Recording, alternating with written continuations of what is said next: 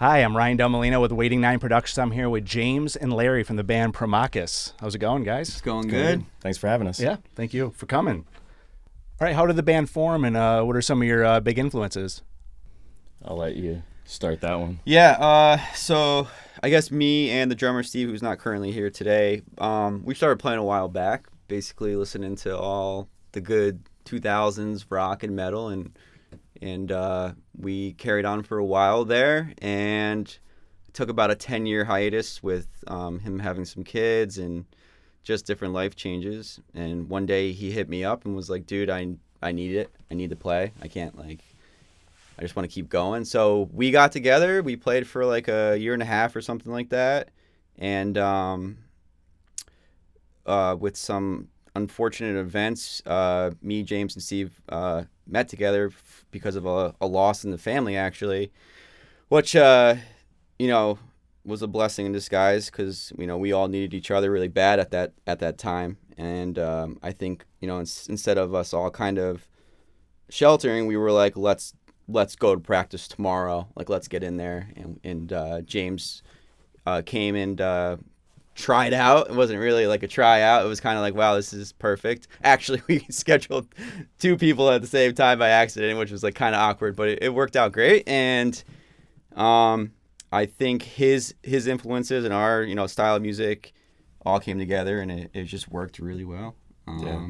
I think it was good timing because just like them taking a break from music and then getting back together, I was at a point where I'm like, I'm getting that itch. I want to start playing again. Mm-hmm. And actually, our drummer's brother had mentioned to me that they were looking for somebody right at that time. So it was like the perfect timing. And unfortunately, I mean, the band was bred kind of out of tragedy, but it was a blessing. And it was one of those things, like you said, we kind of just jumped in and said, let's get it going. And it was just a natural feeling when we started playing that I had never experienced in a band before, because we've all played, in other bands, and it was kind of one of those things where, one person kind of took the lead, and you kind of just added your parts and stuff. And when we got together, it was kind of just a mesh of all of us bringing the ideas together, and just a real natural thing. And everybody was kind of just on the same page,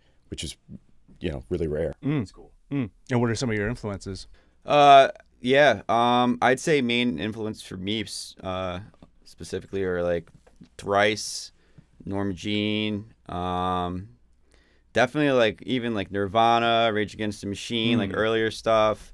I think that, growing up as a small kid listening to like Styx and like Rush, like in my dad's passenger seat, that like all triggers something in you later on to be playing fast and heavy. Yeah. So that's specifically definitely for me. Yeah. And it's funny because I think we have a lot of the same influences, but we also have some like kind of abstract things that, is what I think we bring to the table. But like for me, Rage Against the Machine, Korn, and Deftones were like my intro to heavy music. Like I remember the feeling I had, like the hair standing up listening to these songs. And obviously it evolves, from there. But I mean, Deftones has always been probably the biggest influence for me. Tool, huge influence. And then just from there, I mean, a lot of bands have come up. But actually, once we got together, Larry introduced me to Norma Jean, which you have to pay ode to them because they've like heavily influenced, I think, all of us in a way. So, but then, also you've got your pop music and stuff. I mean, I'll admit it. I love my Billie Eilish. Yeah. I love, and I love some old school stuff. We were just talking about this, but I recall growing up before I got introduced to heavy music, my mother used to be super into Neil Diamond. Oh, okay. So when I hear it, like I still get that feeling of nostalgia of I can hear some of that in your music. So, yeah. So, but yeah. So I mean, it's nice that we have like it's not like we all just listen to Metallica and that's it. Yeah. Cool. We've got our nice differences. So. Diversity, beautiful. Yeah, that's awesome. So what drew you guys to metal? I think the biggest thing for me was recognizing the emotion that I felt the first time I heard some of the songs, again, just bring it back to like Korn and the Deftones and the emotion that they had in their songs and what it made me feel was like, I want to create that. I want to be a part of something that does that. And immediately I'm like, I gotta learn how to play guitar or something, because I've got to do this. And that's kind of what just sparked it. And then the more music was coming out, I'm like just getting deeper and deeper into it. But it was really just the emotion of, you know, being an angry teenager and, you know, feeling like life sucks and, you know, everything's terrible, and this, you know, gave you a place to escape. So it was cool. And it was nice because my parents were super supportive. They didn't like it, that's but awesome. Yep. You know, I remember my mom went and bought me my first guitar, and that was like, all right, they're supportive. I can do this, and kind of just went off from there for me. So We used to play kind of the music we're playing now, me and Steve back in the day, and it was just awful. It was just so loud, and we screaming my face off, and we'd like literally knock plates off like the china cabinet. And we'd like come upstairs, and they'd be like, "Sounds good." Like they were so supportive. Like they were always supportive about that, and that's, I don't know, that's cool. I mean, I don't know why I thought about that after you said that, but like it's just like, I don't know. I feel like with metal, everything's accepted in some kind of weird way. Yeah. If you get a couple weird looks, like, cool, it's a reaction, you know? But, like, that's one of the things. It's like the emotion, with emotion, there's no cap. Like, it's like you let that all out. And that's, I feel like, the you know, the positive part of metal. You know, a lot of people are like, oh, it's satanic, or, oh, it's angry or or violent. Why is that guy yelling? What is he yelling about? It's like, I'm yelling because I'm passionate about whatever I'm yelling about, you know? So, yeah. So you guys mentioned that you formed during the pandemic. What was that like? it was the pandemic, so it was crazy because it was a couple months before, and you know, we got together, we started writing. I was learning some of the stuff that they had already written, and we started writing kind of our own stuff, and then the world started to shut down, and it was like, what's happening? Of course, everybody's like, we don't know what's going to happen, and you know, and unfortunately, because we didn't know, it kind of kept us from being able to kind of get together. But we all had that itch, and kind of just figured out, like, if everybody's comfortable with it, let's get together. So, you know, I remember, do we wear a mask? Don't wear a mask? What do we do? But a couple of times, like, one of us would just be like, yo, I got a tickle today. I think we should just not do it, you know? But it was very, like, tough because we all wanted to be there. And there were even some times where it was like, dude, I got a tickle. And they were like, let's just do it anyways, you know? And it was what it was. If we're all pretty healthy people, and if one of us got sick, then we got sick. But, like, it wasn't what we were looking to do. But it was just, at that point, you know, we weren't really playing out either. Yeah, so that was a good part for us. It gave us plenty of time to, again, he was learning the 3 songs we had written without him, which you'll probably even notice the difference between the first 3 songs and the rest of the album. But yeah, that's Coming soon. coming soon. Coming soon. But yeah, no, it was interesting. Just as everything else in the world was uncertain, we knew that we had to keep it going because it helped keep us sane from everything else going on. Totally. I'm in the car business as my day job, but being around tons of people, and like my job is, you know, touching their things, and like you don't know what's going to happen, and people are freaking out and not going anywhere. So now all of a sudden, you know, I'm sitting in an empty dealership, and so you don't know what's going on. So you start to freak out about that. You don't know what's going to happen with your family. I have kids. You know, my parents are not young, and so, you know, you're nervous about all this stuff. Yeah. So music in general helped keep us kind of sane, and the fact that we can create that still, and that we're all understanding of each other's concerns, but also we got to do this, I think really helped actually bring us kind of together in a deeper level, you know? So, there was always like the first like couple minutes of practice where we'd like vent a little bit about the world, about COVID, about all this, but like as soon as we started playing, it all was just gone. And that was nice to be able to have that, because not a lot of things in our day, I think, took away the concern of, okay, what's next, you know, because this is getting scary. Did that inspire the songwriting or the lyrics in any way, shape, or form? Probably in a way, like, I don't know, maybe not directly, but I mean, there's definitely things through the pandemic that, piss me off or piss whoever off that could trigger something. But, I think most of our writing style, it's just a really weird organic way of writing, and it's never really, hey guys, I wrote this song, let's all learn it. It's pretty much like one of us plays something, rather by accident or just felt a riff come out, and I'll put something on top of that, and then the drummer will follow the lead, and then once we get kind of a rhythm going and something there, vocals usually lay on top of that. And I mean, it's hard to say that we don't really write our songs traditionally, because I'm hearing more and more in the metal scene where it's like that organic writing. Okay, I'm going to scream a whole entire chorus and I haven't even wrote a lyric yet. Yeah. And I'm going to go back and listen to those screams and go, did I just say I'm going to climb that hill and, whatever? And it's like, yeah, I did. I think I just did. Let me write that down. That was cool. So, I mean, that's It's kind of a fun approach, I think, because it feels like the songs are always evolving. That's awesome. Which might also kind of be like a double-edged sword, because now we're talking about getting into the studio and actually recording all these songs, and we're still sort of changing stuff. So yeah. It's one of those things where we're never settling, which is good, but at the same time we have to find that happy medium. But it's just nice because it really is organic, and we just go in there and everybody does their part, and it's never like, oh, Larry, you got to play it this way, or hey, Steve, do this. It's always Larry will play something, I'll be like, that sounds cool, do it again. I'll just do something over it, totally obscure, and then Steve will come in and just start doing this beat, and it's very natural, and it's different from what I'm used to, because I'm used to going into a band, and most of the time, like, somebody's like, here's the song, learn it. Yeah. Not a bad thing, but it was nice coming in here needing the release that I needed and being able to just freely write.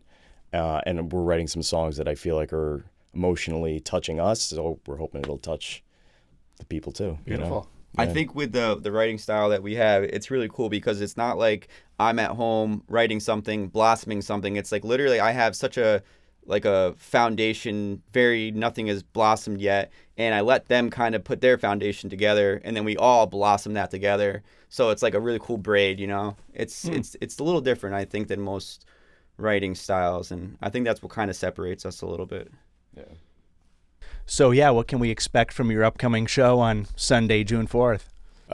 Barbecue, beer, and good music. We got two other bands playing with us that we've played our first show with. We've got Mia's Facelift, and we've got Breach the Asylum, both really great bands. I think I've heard of them before. Yeah. And shout out to Vern. And so it's nice because we don't all have a similar sound, but you can hear the passion in the music. So I think it just fits. It's all metal, like we were talking about before. Yeah, exactly. It's whatever genre, you've got probably 3 different categories there, but it's cool. And, Vern and I go way back, so it's nice to share the stage with him again. And Mia's Facelift's up and coming, so nice to see what they're going to be doing, which is cool. And we're playing at Sugar Hollow Taproom in Danbury, which is also an up and coming venue for local music. Small venue, but get some good bands in there. And so we're super excited to have people come and see that venue and watch us play. And then we've got Farm Boys Smoke and Barbecue coming to set up outside and feed all the people. Oh, hell yeah. I was just about to ask, you guys bring the barbecue? That's what I was thinking. That's I guess you're going to feed everybody. But Yep. I've never made barbecue, so I wouldn't even want to try to attempt it. We're going to leave it to the professionals. But super excited to have them. It's local awesome. business. Cool. Really, really good barbecue. I love barbecue, and theirs so far is way up on the list. Yeah. So super excited to have that there. and we're gonna actually be documenting it with Waiting 9 Productions. So we're super excited to be working, with Eric and the team again, and be able to kind of showcase a few different things going on there. Between local businesses, local bands, and a good production company. So, And it's a tap room, you said. It's a tap they room, brew so there, or they don't brew there, but they've got a huge selection. Lovely. So Beautiful. there's something for everybody, depending on what you want. My wife loves wine, and they have wine as well. So Cool. they've, again, got to have something for everybody. So it's going to be cool. But yeah, it's going to be on June 4th, and it's an afternoon show, if you will. But we're all getting old, so Yeah, we it's gotta- great. gotta- Plenty of gotta time call to it early. call it in early, get ready for work on Monday. I think this show is just like really a good opportunity for us to show the people we know locally, even some family, like what we've been doing for the past couple of years. And I think it's time that we like, this is kind of like our breakout show, just to kind of show everyone what we've been doing. And it's kind of like putting a mark on our timeline, I think, as a band. Like, okay, from here on forward, we're taking this seriously, more seriously than we have been, and just progressively making moves forward. And that's the plan. That's kind of what this show is marking. It's really important to us to not only provide like some killing music, but like we want to bring an environment where like people are like, okay, metal is friendly, like this is cool, there's really good food here, everyone here is really nice. So yeah, that's Great. what you can expect, I guess. Awesome. I'm looking forward to it. Yeah, it was one of those things that we didn't want it to just be a couple bands playing. Yeah. We want it to be an event. We want it to be something that That's people cool. are like, I want to go check that out because there's food, there's music. It's a good spot to hang out. I feel like there needs to be a little bit more that we can bring to the table than just the music. The music alone, I think, is going to make a huge impact. But I think just having like an event around that and, like you said, kind of showcasing what we've been doing for the last few years, because we've got a lot of support and a lot of people that want to hear it. And so we're super excited to finally showcase it in this manner. How many songs are you guys going to be performing? Right now, it sounds like we're probably going to do 8 songs. Oh, great. We're not going to overwhelm everybody, but, potentially maybe throw a new one in there or so. But Yeah. we're constantly writing, but also, when we know we've got something coming up, we're trying to rehearse and do that thing. But we've definitely got 8 songs that we're going to, be able to play for everybody. So Yeah, so how'd you guys get hooked up with the really talented filmmakers of Waiting 9 Productions? I'll take this one. Let me take this one. So I remember getting off the stage at the Loft, and he was filming the event. Who? Eric from Waiting 9 Productions. Oh, okay, yeah. Yeah, sorry. And he just came up to me and was like, dude, I like what you guys are doing. If you ever need any like production stuff, let me know. And I was like, cool, he probably says this to everyone, whatever. And then like we were kind of like watching him. He's like, hey, he's not really saying it to anyone else. He maybe really digged our stuff. Cool. So like, let's give him a call. So yeah, we came and picked up our the footage from that event, and then we were like blown away. We're like, wow, this is sick. Like we need this for our next show. Like that will be so important to have, I think. And that was our first contact. And yeah, I remember seeing like an Optimus Prime of a camera in the back room and just being like, all right, this guy's serious. And it was like really cool to have that. well, it seemed like it struck us that he wasn't just there kind of just filming and, kind of shooting the, but I think that he was, the attention to detail and the engagement of the conversation. And then even when we came to pick up the footage, like it just down to earth guy. And we had some awesome conversations, about some of the stuff that Larry's doing, kind of outside the band too. And, kind of gave us some pointers on video stuff too. And so it was just, besides the fact that the footage itself was awesome, just, an awesome guy to work with. So, when you have that as a combo, it's kind of a no-brainer. You can see the passion and the effort he had when he was just like running around the stage with his handheld camera and just to get certain shots. And like there were shots that I was like watching on the video of our show at the Loft, there were just the pan from like Steve's face to like the double bass pedal of his beat going like perfectly aligned with the song. It was just like, yeah, that was dope.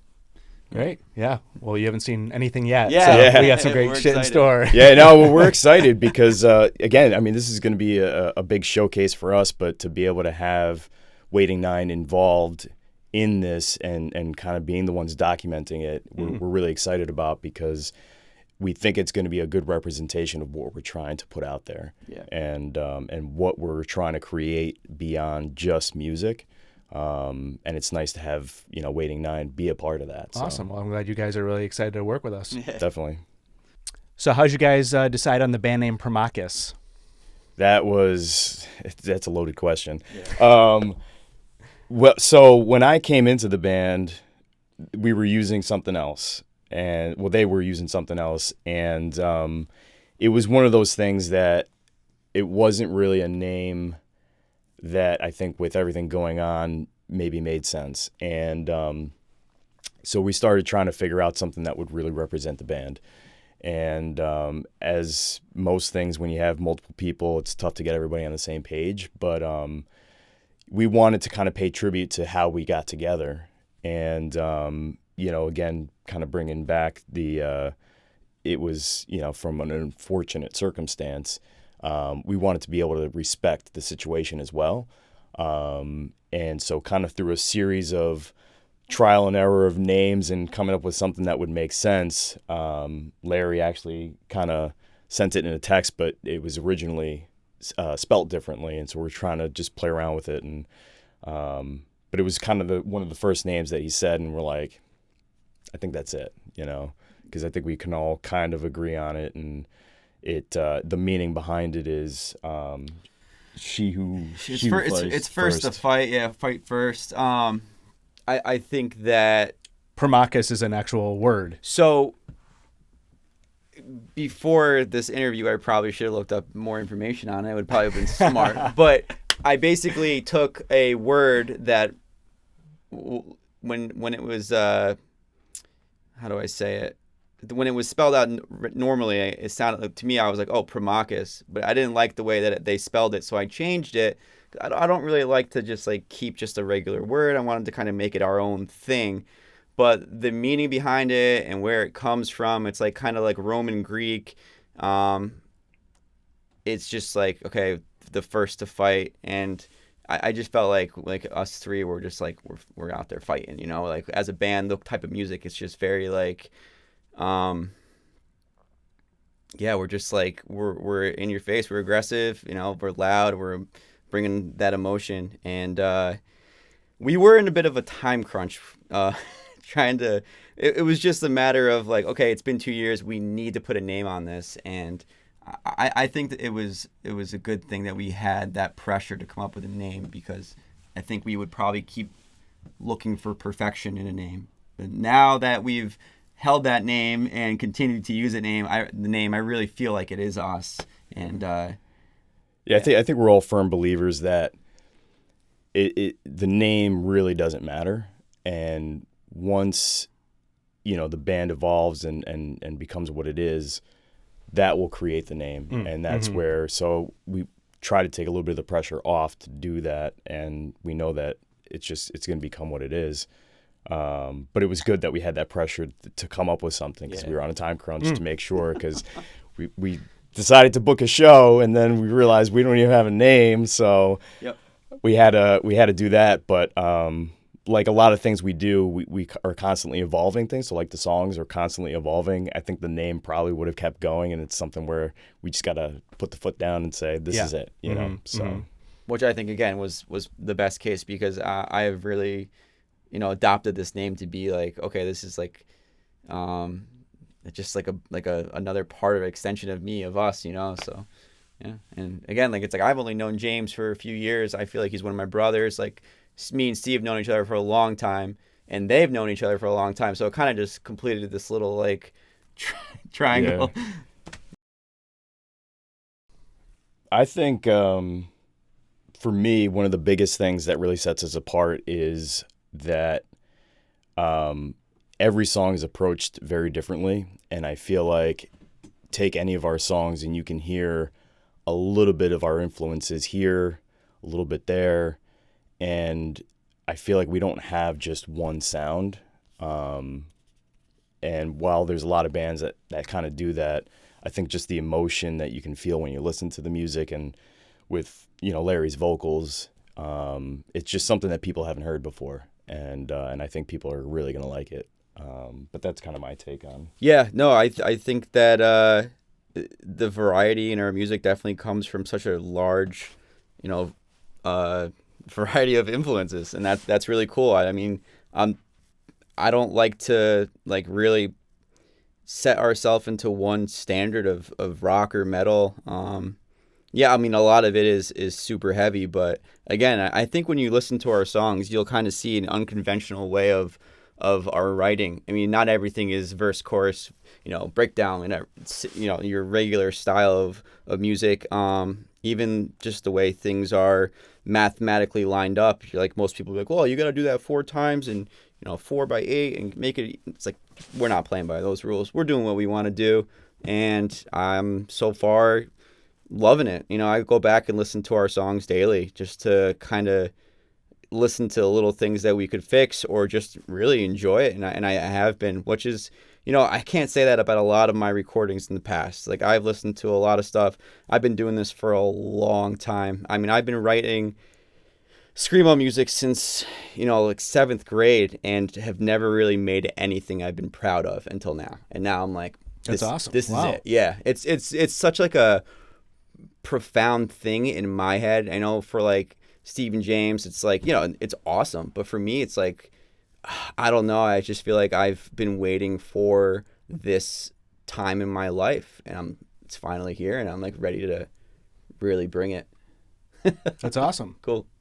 So yeah, what hobbies and interests do you guys have outside of the band? I'll let you take the lead on Okay. that one. Yeah. So along with writing really awesome, heavy music, I like to ride motorcycles, and part of that would be far distances, dirt, camping, and all sorts of different things.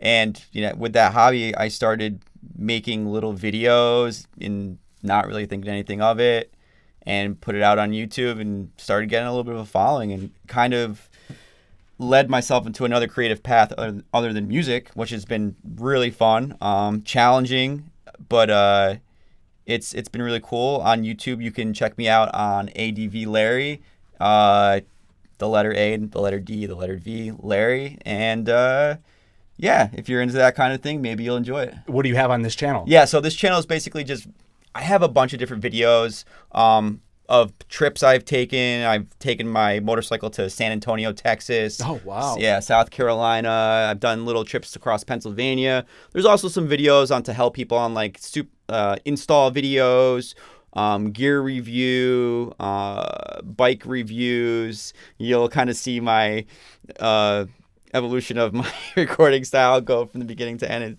So yeah, it's new for me. It's really fun. It definitely makes me appreciate what you guys do, especially even just filming and talking. It's very difficult to do in a room by yourself. Like you kind of gotta, yeah, it's tough. So yeah, that's what I'm doing. What about you, James? So for me, I during COVID, it really opened my eyes to really trying to focus on health and wellness. Okay. And so I really put a focus on trying to get myself into better shape, because I have kids, and I never want to be that guy that can't keep up, with his kids, or having trouble walking upstairs, or, you see sometimes old people that are just struggling to just walk. So I really focused on, workout routine, eating well, and just trying to help inspire others to want the same. And so I kind of use my Instagram page to kind of, showcase the workouts that I do or the food that I'm eating, and talk about, the different supplements or, what I'm using to kind of achieve that. So that hopefully I can help, again, just kind of promote it so that other people will be inspired to, take their health and wellness a little bit more serious, because one of the biggest epidemics we have is obesity and people just eating unhealthy foods. So you can check out my Instagram at illshock. That's ILLSHOCK. And don't ask me where that came from, but yeah, you can check it out. And like I said, I'll post my workout videos, the food I'm eating, and They're worth it. it's it's a good feeling because I get a lot of people to reach out and be like, you know what, I watched your video and it made me want to work out. That's so awesome. If I'm at least getting one person, You have some kind of specific diet? I really, and I've tried them all, and there's a lot of people that have probably tried them all, and you realize that it's just a lifestyle. Yeah, And I agree. I've really just focused on just trying to eat as many whole foods as I can, try to eliminate as many processed foods as I can.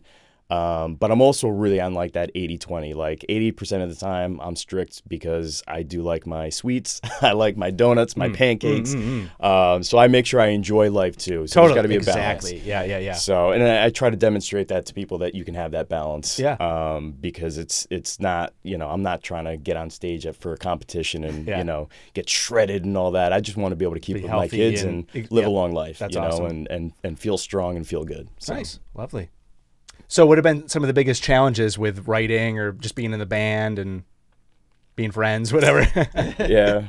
Time. I think like, It's- just being normal life, like we're not making money on music right now. So it's like you have to do your regular Clark Kent stuff, and on Sundays and Wednesdays, Superman, you're doing both. And that's really difficult to balance, especially with, YouTube, house stuff, everything else that kind of gets in the way. It is definitely difficult. I feel like, I'm burning the candle from both ends at this point, but all super worth it. Do you guys have similar work schedules? It's probably pretty close now, which it helps, but it's one of those things that it's prioritizing what's important, and like we have our work that's paying the bills, we have our families, and then we've got the music thing, and how do we balance all those together? So it's really just finding that balance, prioritizing, and just trying to make it work on everybody's schedule, and it's tough. I mean, it's tough no matter how you look at it, because there's other people that also need our attention, so we can't just do what we want to do all the time, because I think if it were up to us, we'd probably be in a van, playing music, following Larry on his bikes, and instructing, I don't know. It's tough. I think the wives have been really good about Just going to ask you that. the playing. I mean, again, we're not out touring in front of screaming women or anything, but we are taking the little bit of free, the little bit of free time that we have, and using it on Sundays and Wednesdays for a couple hours of practice or promotion, things like this. And, they've been really good about it. And again, there's not a lot of spare time. So, and that, again, time is the number one thing that's kind of it makes things difficult. Also, I mean, we've only played one live show in prep. That was actually just in preparation for this bigger show. And I think for me, vocally, I've learned so much since that show to this show that is like, there's just a tremendous amount of things of prep that you need to do vocally. I lost my voice on the first song at the first show. So I was like, well, that was scary. What did I do wrong? And then I started researching, watching videos with Mary Z on voice hacks. I watched a class with Corey from Norma Jean, and it's everything from your sleep schedule, your health, warming up in the morning just for talking. I'm like, all right, I'm doing warm-ups just to go out and talk. I never even thought of that. Not really speaking at the show before you start singing, keeping your voice at a nice, comfortable place, not projecting. Like, you can hear my voice already being a little raspy just from talking now. Imagine screaming for a half an hour. So that was tremendous. I mean, I suffered. There's been practices where I just couldn't get it out. And I'm like, what is going on with me? But I had none of that prep. It all took that show for me to get that involved in my daily routine, weekly routine. And it's helped so much, but still emotionally is like a whole, it's the 50% of all of it. You got your physical stuff.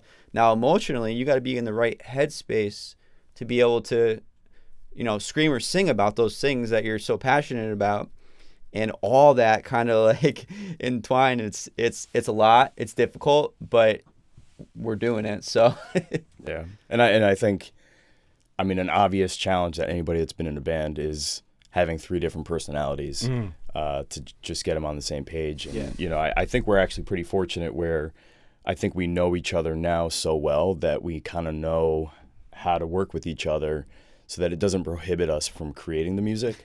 But it's one of those things that, I mean, we all have our own thing outside of the band. But, it's every band has that, so, but again, I think we found a pretty good balance of, we kind of know how to read each other, and if there's something that's off, we'll know, like, all right, let's call it a day, or, like, hey, let's talk about it, whatever it is. And it's nice because it's no detrimental arguments yet. I think we've all kind of been able to talk it out and figure out, like, if something isn't right. So, but again, it's just a challenge dealing with different personalities.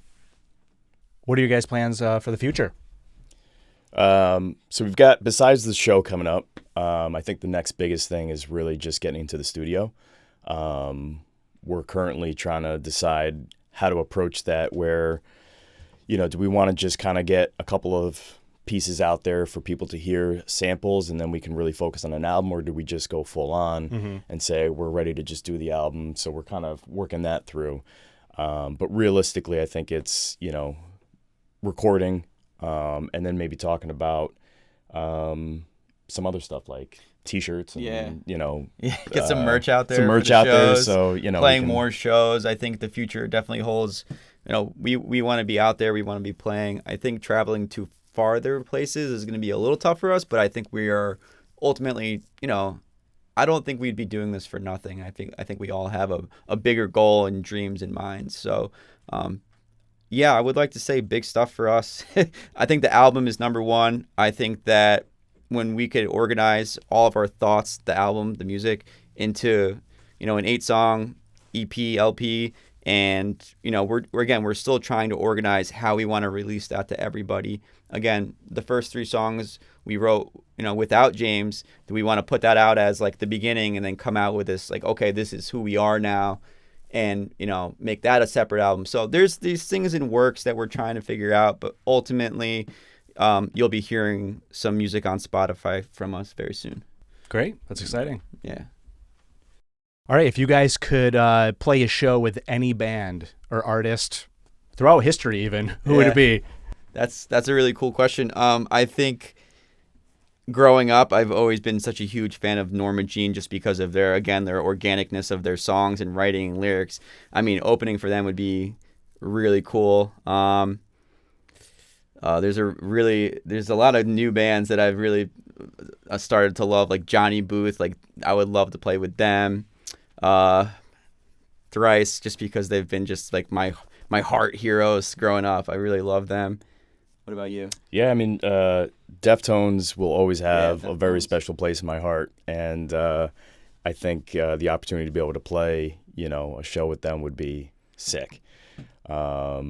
I mean, I think everybody would love to be able to open up for Tool, so, I got to put them in there. But honestly, it would be fun. It's a tough crowd, though, at a It Tool is. show. It is a tough crowd, so I don't know how. There'd be a lot of booze. Yeah.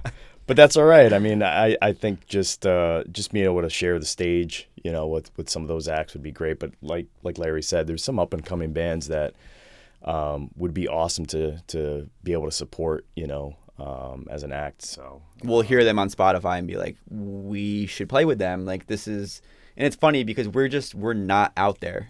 I feel like they would say the same thing about us. We've been kind of like hiding our sound for so long, and it's kind of like, all right, this is the time. But listen to a lot of these new bands on Spotify. There's a lot of really good music coming out, and there's been a dry spell for a little while. I feel like I don't know if it's just the metal scene or what, but I feel like recently there's been some really good bands. Better Lovers, right? It was Better Lovers. Oh yeah, Hell yeah, awesome. really good. Super excited for that album. We are just like really pumped about them. They're playing locally soon, so. Oh really? Yeah. They're playing New Haven, I think. Beautiful. Yeah. Wow. Under Oath, We Came as Romans. The The Ghost Inside. Yeah. So it should be a good That- show. that's gonna be a good If you can show. get there, check it out. One band I think that I would actually really like to play, talking about up and coming bands, just got signed, Stellar Circuits. Super, super awesome band, super talented. They just got a pretty unique sound, heavy but very melodic, and they're just doing some awesome stuff. So would love to be able to share the stage with them as well. So That's awesome. Well, James and Larry, thanks for coming on down and doing this interview. Yeah, I appreciate it. Yeah, thank you. Primacus, when's the show again? June 4th, June June 4th at Sugar Hollow Taproom. Come hungry and thirsty and ready for some music. And yeah, looking forward to seeing everybody there. Yeah. Yeah. So, Waiting 9 Productions. I'm Ryan, signing off.